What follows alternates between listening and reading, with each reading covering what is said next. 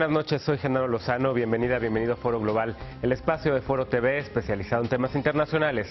Esta noche es noche de viernes, noche de conversaciones globales. En esta ocasión conversaré con Jacqueline Luast, presidenta del Consejo para Prevenir la Discriminación de la Ciudad de México, el COPRED, sobre temas de cómo se combate la discriminación a partir de las ciudades y cómo varias ciudades del mundo, sobre todo en América Latina, están uniendo fuerzas para combatir la discriminación. Así que ya lo sabes, acompáñame durante la próxima media hora, este es Foro Global, no le cambies.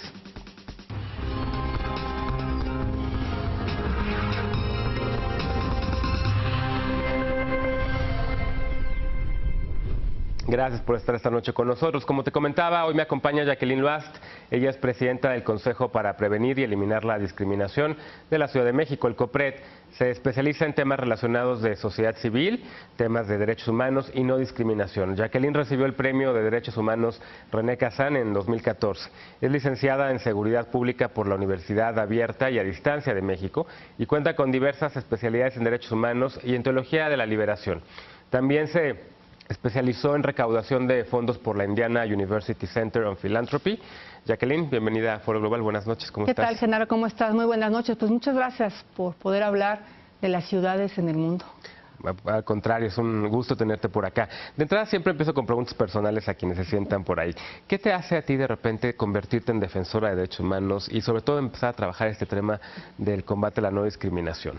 Pues mira, yo me formé en la teología de la liberación desde muy chica, digamos esta parte de izquierda, opción por los pobres, por los más necesitados, entonces con las comunidades eclesiales de base, en aquel momento en los 80s más o menos, y de ahí es muy fácil brincar a la Declaración Universal de los Derechos Humanos y a partir de entonces pues me convertí en defensora de derechos humanos, ¿no? Trabajando en Fundar, en Alianza Cívica, en varias organizaciones de la sociedad civil que impulsaban de manera novedosa desde CENCOS todos estos temas. Tú y yo coincidimos en Fundar, por cierto, y un saludo a nuestros colegas de Fundar. Oye, la agenda de combate a la no discriminación, a la discriminación, empezó en América Latina, digamos, hace unos 25 años, ¿no? Argentina tiene desde 1995 el Instituto Nacional para Prevenir la Discriminación, el Racismo y la Xenofobia. Después Ciudad de México tuvo el Consejo Nacional por allá de 2003, el COPRED, que es el organismo local de Ciudad de México, en 2011, si no lo tengo mal el dato. Efectivamente. Un poco todos estos organismos que en América Latina empezaron a combatir la no discriminación tienen una base, ¿no? Pueden pensar en el modelo francés de combate a la no discriminación o el modelo estadounidense. ¿Dónde está posicionado el de la Ciudad de México? Pues mira, indiscutiblemente nos interesa muchísimo eliminar la discriminación. Pero bueno, cuando uno dice eliminar, hablas de una manera tan amplia que se convierte en algo aspiracional. Y que aunque yo soy del equipo de las optimistas, y siempre digo por qué no, y yo sí creo que la humanidad estamos mejor ahora que antes, sí creo que hay que prevenirla, hay que hacer muchas acciones de prevención, muchas acciones que tengan que ver con la sensibilización, con la capacitación, con el empoderamiento y atención a la ciudadanía. Entonces, cuando me preguntas dónde estamos colocados, pues aquí, en la atención a la ciudadanía, en la denuncia, en ir modificando el cambio de conductas. Y ese cambio de conducta, Jackie, hay quien pregona, hay una idea, y vamos a tomar un poco el papel del abogado del diablo, ¿no? Okay. Hay quien sabe si ya existen consejos nacionales, si ya existe en Argentina también un instituto nacional, ¿por qué las ciudades como Buenos Aires o Ciudad de México o la Ciudad de Guatemala de repente también se quieren meter a este tema? ¿Por qué las ciudades tienen que trabajar también en el combate a la no discriminación? Y un poco pensando lo que están haciendo hoy también, pues hay secretarías de medio ambiente en todos los gobiernos latinoamericanos, claro, pero varias ciudades, ahora sobre todo con la frente de Donald Trump en Estados Unidos, se están uniendo para rescatar lo que se pueda de este Acuerdo de París. ¿Por qué las ciudades de América Latina tienen que combatir la discriminación si ya tienen también institutos, digamos, nacionales? Mira, yo creo que la mirada federal es totalmente diferente a la local. En principio, por el contacto que tienes con la ciudadanía. Si el ciudadano o la ciudadana está ahí al alcance de la mano, ya sea por las delegaciones o municipios.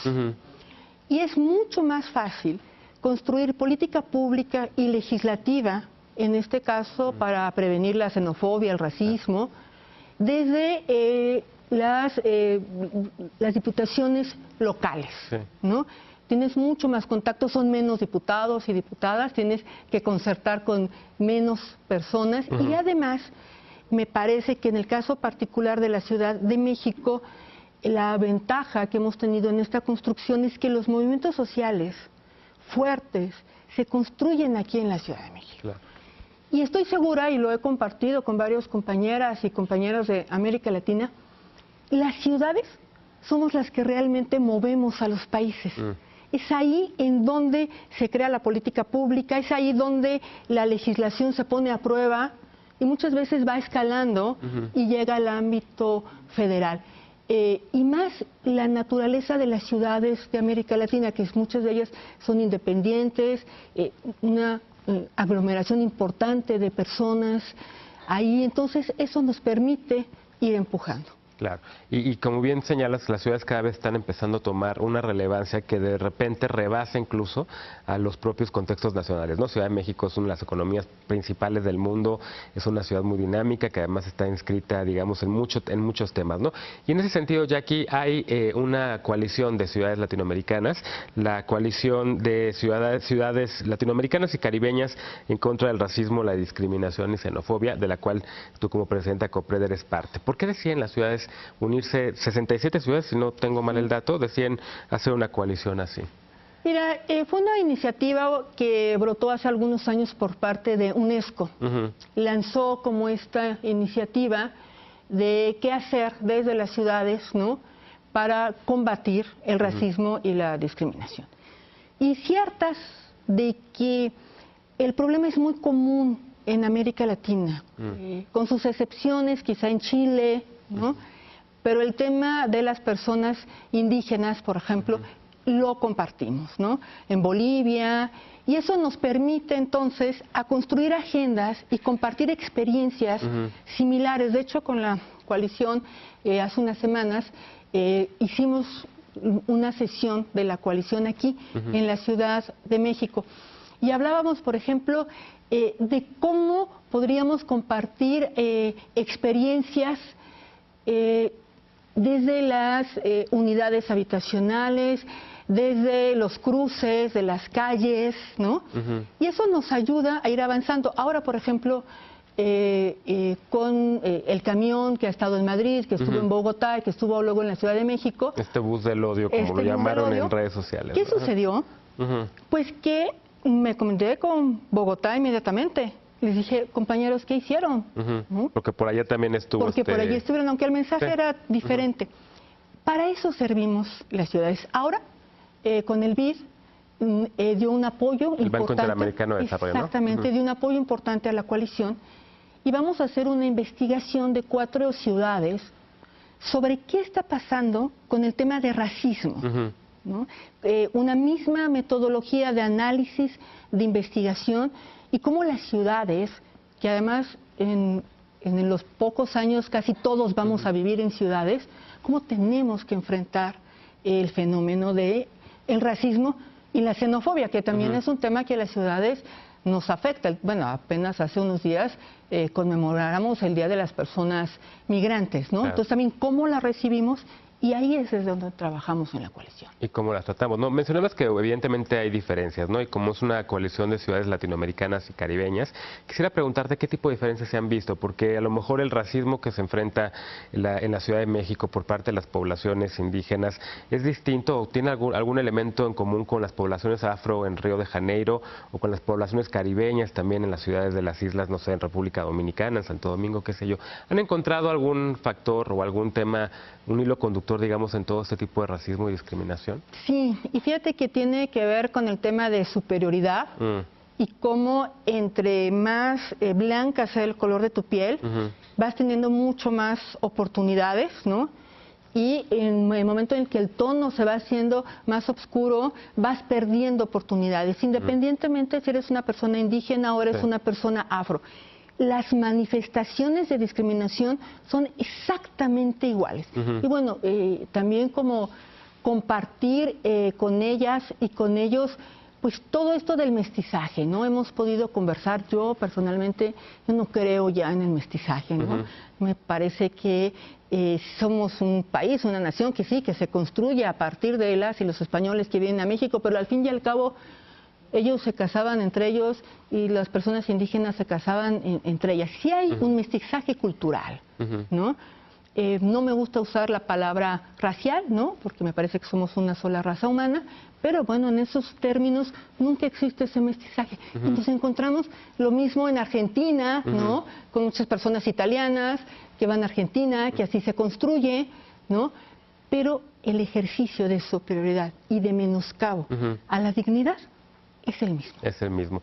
Y digamos, hacen un diagnóstico con una metodología similar, con el objetivo de proponer políticas públicas comunes a todas las ciudades. Sí, y sobre todo acciones que tengan que ver mucho con cómo vamos a modificar la conducta. A mí me parece que en la Ciudad de México, pero muchas ciudades de América Latina, y tú lo decías bien ahorita, Buenos Aires, Montevideo, ya hemos avanzado. Si no suficiente, me parece que mucho en política pública y legislativa. Hay cosas que afinar y mejorar, seguramente temas de protocolos, ¿no? Pero el reto, y es el reto que nos hemos reconocido y hemos hecho empatía, es cómo modificamos la conducta. ¿Cómo decimos al otro? De los habitantes de las ciudades Claro. las que estamos hablando. ¿Cómo ¿no? decimos al otro que la otredad, ¿no? Con sus diferencias no son defectos, sino son riquezas. Y sí, ir avanzando, pero para eso tenemos otra red y otras acciones, ¿no? En la coalición, más bien el trabajo es qué campañas, qué mensajes, porque no se trata de sancionar, ¿sí? No se trata ahora, voy a excluir a los que discriminan, claro. ¿no? Cuando en Ciudad de México, por ejemplo, sí se puede sancionar, ¿no? Sí. Y me imagino que en algunas otras ciudades también la discriminación está en los códigos penales, ¿no? Sí, pero realmente el ejercicio punitivo, bueno, yo no estoy a favor de él. Sí, a lo mejor de un tipo de sanción, multa, pero me gusta más la idea de un trabajo comunitario. Y de conciliación. Claro, ¿no? imagínate que si tú agredes a una persona indígena, ¿no? Pues durante un año, todos los fines de semana, te tengas que ir a compartir y a trabajar con las personas otomí de la Ciudad de México. Sí, sí. Eso sí modifica la cultura, ¿no? Y te modifica el pensamiento. Eso es lo que queremos hacer en la coalición, ese es nuestro reto ahora. Bueno, esa es la coalición de ciudades latinoamericanas y caribeñas. Está también la Red Iberoamericana de Organismos y Organizaciones contra la Discriminación. Esa es otra mirada. Esa nace con Rincón Gallardo, nace precisamente en la Ciudad de México, quien lo impulsa en ese momento, Rincón Gallardo en CONAPRED, hace un llamado y ahí la configuración es otra. Somos países y cada país está integrado por una organización de la sociedad civil, una o varias, un ente federal, uno o varios, o locales. Y ahí, por ejemplo, hace unos meses, COPRED fue elegido para la denuncia de casos paradigmáticos de la región. En Bolivia, hace poco, las mujeres iban hacia Chile a visitar a sus hijos que estaban en prisión, ¿no? Y por la vestimenta que traían, no las dejaron entrar. Estos son casos paradigmáticos. Entonces la RIOS, que es como le decimos, los tomamos y a partir de ahí lo que hacemos es llamados a los gobiernos o llamados a quien haya cometido esta conducta discriminatoria y entonces ir trabajando desde la RIOS que se convierta en esa voz iberoamericana, ¿no? Que denuncia y que señala, ¿no? Lo que está sucediendo en la región. Y sí es importante que digamos que incluye Iberoamérica, pues, ¿no? Que no solamente es América Latina. Y es todo un reto, porque va a ser escoger los temas, cómo los vamos a escoger, cómo vamos a empezar a hacer interlocución con los gobiernos, con los mismos gobiernos que forman parte de la red.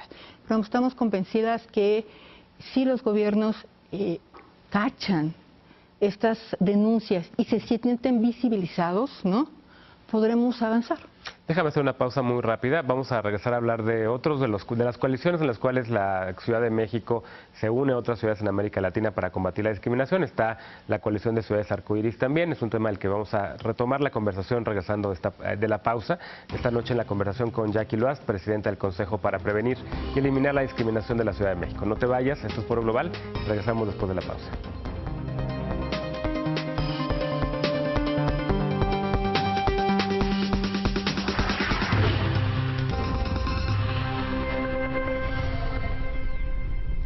Muchas gracias por continuar con nosotros en Foro Global. Estamos conversando esta noche con Jacqueline Loast, presidenta del Consejo para Prevenir y Eliminar la Discriminación de la Ciudad de México, el COPRED. Ya que ya hablamos un poco sobre estas coaliciones que hay en América Latina y en Iberoamérica para combatir la discriminación en varias ciudades del continente y también, por supuesto, españolas. Hay otra coalición, la coalición de ciudades arcoíris. Mencionabas hace un rato la importancia de cómo en varias ciudades, y específicamente el caso de la Ciudad de México, es donde se han dado las batallas por los derechos humanos principalmente, ¿no? Y si uno voltea a ver la historia de Ciudad de México, de Buenos Aires, de Madrid, es en estas ciudades en donde el movimiento LGBT, el movimiento lésbico, gay, bisexual y trans nació, y de ahí se potenció, digamos, hacia el resto de los países o de los territorios de ellos. ¿En qué consiste esta red latinoamericana de ciudades arcoíris? ¿Y cómo, en tu experiencia, cómo se ha ido viendo, cómo se han ido sumando cada vez más ciudades del continente latinoamericano en este sentido? Pensando sobre todo en que hay ciudades, sobre todo, o países en Centroamérica, en donde la situación de derechos para personas LGBT está por los suelos, ¿no? Mira, para empezarte a hablar de eso, te tengo que hablar de Rainbow City. Rainbow City es una red de ciudades europeas que tienen como intención compartir estrategias, política pública y legislativa. Cuando la Ciudad de México se declara ciudad amigable LGBT, Rainbow City nos conoce y nos invita a la Ciudad de México a ser la única ciudad no europea que forma parte de Rainbow City. Conocer esa experiencia para COPRED fue muy importante. Escuchar cómo hacen incidencia, escuchar cómo avanzan en ciertas acciones, cómo hacen interlocución con organizaciones de la sociedad civil, cómo atacan la homofobia, la lesfobia, la transfobia. Y con este reconocimiento de la Ciudad de México, la única estar ahí, la verdad es que me traje la idea a la Ciudad de México. Y empecé a convocar algunas ciudades que ya de conocidos sabíamos de sus avances en esta legislación. Y les propuse que hiciéramos la red latinoamericana de ciudades arcoíris, de tal suerte que cumplíamos con política pública, legislativa, atención, campañas, 5 ejes que nos daban la posibilidad de empezarla a construir. La Ciudad de México quedó en la Secretaría General de esta red, Buenos Aires quedó como vicepresidencia y Bogotá como suplente. Están otras ciudades que también nos están acompañando, incluso otras ciudades de México, Querétaro también está ahí, algunas como observadoras porque todavía no alcanza.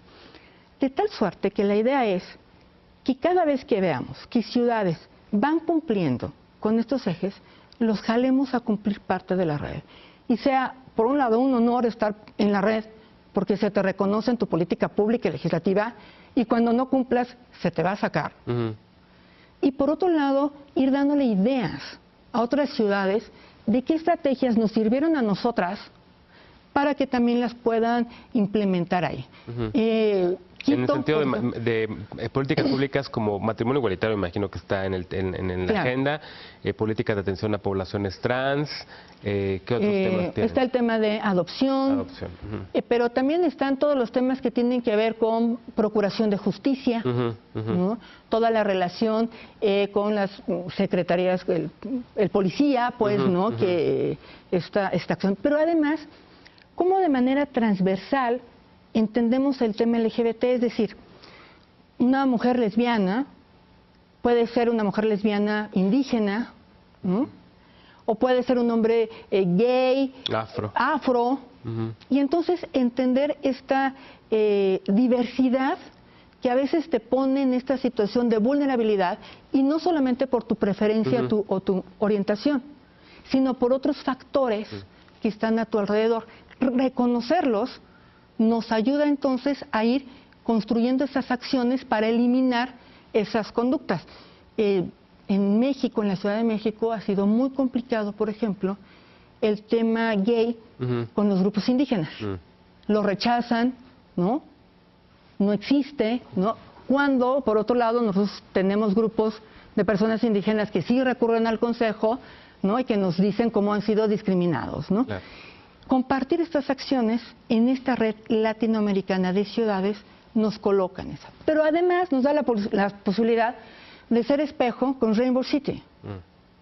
Y yo te puedo decir que me da muchísimo gusto darme cuenta que muchas ciudades en América Latina están mejor que muchas ciudades europeas. La experiencia de haber ido a Berlín el año pasado fue maravilloso, ¿no? Allá no existe el matrimonio igualitario, ¿no?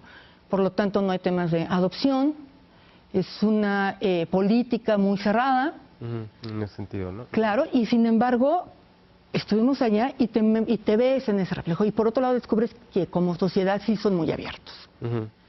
Ese reflejo de qué pasa en Europa, qué pasa en América Latina y cómo vamos construyendo, ¿no?, esas relaciones. Me parece que el tema de migración es un tema que lo ha sabido llevar ciudades de Europa de manera muy interesante. El tema LGBT, por ejemplo, con personas de diferentes religiones, ¿no? Y cómo traerlo también eso a América Latina. Oye, mencionas, bueno, a ver, esta red o esta Rainbow Coalition que luego se replica en América Latina, ¿tiene conciencia sobre los problemas globales que hay en torno a las poblaciones LGBT? ¿Han hecho algo para levantar la voz por los reportes sobre campos de concentración en Chechenia, las leyes anti-gay en Uganda y en el continente africano? La red latinoamericana se acaba de formar este año, hace 4 meses. Pero lo primero que hicimos fue el tema de Chechenia. O sea, el primer pronunciamiento que hicimos fue ese. Y nos pusimos en contacto con Rainbow City, que ya traían algo. Investigaciones, ¿no? Y al final pues se termina con un pronunciamiento conjunto de ciudades arcoíris y cómo además construyes esto de ciudades amigables LGBT que no están vinculadas con un tema de consumo. O no solamente con un tema de consumo, ¿no?, sino con un tema de derechos.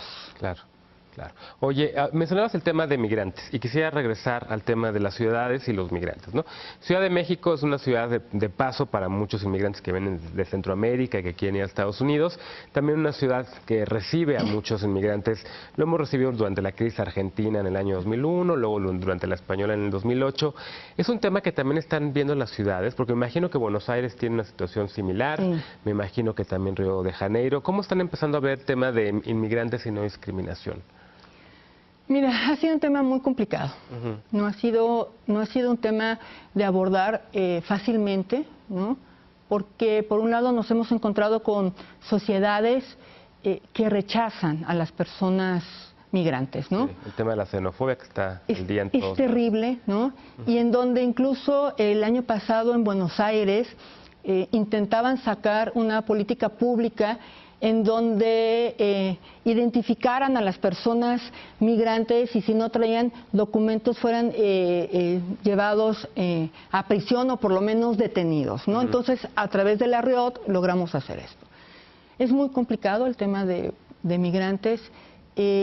Creo que ahí sí hay algunos países de Europa, con todo lo que ha pasado en Siria, que nos pueden decir cómo han ido adaptando a las sociedades. La Ciudad de México, por ser cosmopolita, más de 9 millones de personas, el 80% de las personas que piden refugio en el país se quedan en la Ciudad de México, lo cual es un dato muy importante. Tenemos la tarjeta huésped, ¿no? O sea, sí tenemos acciones importantes en ese sentido, pero nuevamente, cuando hablamos del tema LGBT o de cualquier otra causal de discriminación, lo que no queremos, por ejemplo, ahora, es que las personas que van a ser regresadas de Estados Unidos a México por esta política se conviertan en extranjeros en su propia patria.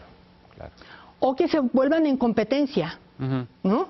Ahora los de aquí nos sentamos desplazados por los de allá y entonces caigamos en la misma crítica que son por lo que son expulsados de Estados Unidos, ¿no? Claro. Ese trabajo fino, no está siendo fácil y me parece que es uno de los grandes retos que tenemos y que tenemos en el corto, en el mediano y en el largo plazo, porque la movilidad es un derecho, es decir, las personas tenemos derecho de poner la planta de nuestros pies en donde querramos, ¿no? Claro. Y ganarlo no va a ser fácil. Claro. A ver, y este era un tema pensando, digamos, desde el ombligo, ¿no? Pensando de lo que ocurre en estas ciudades, pero al mismo tiempo mencionaste el tema de la afrenta para nuestros connacionales que viven en Estados Unidos, y allá varias ciudades también levantaron la mano y literal le dieron la espalda a la política de Donald Trump, declarándose ciudades santuario para los inmigrantes. ¿Hay también contactos entre las distintas ciudades de América Latina con la ciudad de santuario en Estados Unidos? Mira, principalmente el jefe de gobierno, ¿no? Es el que está haciendo estas conexiones precisamente, y hemos sacado una función muy importante a través de Locatel, ¿no? Que tú puedes bajarla en tu teléfono, en donde te dice qué acciones de prevención tienes que hacer, si eres detenido o detenida, ¿no? También qué tienes que hacer, y si ya estás en la Ciudad de México, te conectas con Locatel y nosotros automáticamente te hacemos la primera llamada con tu familia en Estados Unidos, con tu familia aquí, te damos albergue. Y lo que es muy importante es que el documento con el que te regresa migración a la Ciudad de México, ese documento es para acá suficiente como identificación. Claro. Te sacas tu acta de nacimiento, estamos haciendo ya acuerdos con el INE para que sea también tu tarjeta del INE. Esas son las acciones que hacemos y reconocemos los trabajos que ellos hacían allá a través del Consejo Ciudadano de Luis Werman, ¿no? Les damos los certificamos en la capacitación que traen, entonces ya tienen un documento del gobierno de la ciudad que los capacita en la actividad que estaban haciendo allá. Claro, ya que se nos acaba el tiempo y tampoco te puedo dejar ir sin antes preguntarte qué estás leyendo, una recomendación para la audiencia de Foro Global. Hijo, pues acabo de leer un libro maravilloso de una chica que se llama Carmen, que se llama Nuevos Horizontes. Es una chica con discapacidad motriz, no se lo deben perder. Es una biografía de su vida, una niña feliz, pero que cuando sale al mundo real y empieza a buscar trabajo, la vida cambia. Entonces, pues ahí está. Gracias por tu compromiso con estas causas y muchas gracias por haber estado esta noche en Foro Global. Gracias, Genaro. Gracias a ustedes por habernos acompañado. Soy Genaro Lozano. Te invito a que continúes ahora con la programación de Foro TV y te espero el lunes en punto de las 11 de la noche para una nueva emisión de Foro Global. Por lo pronto te deseo un muy buen fin de semana y muy buenas noches.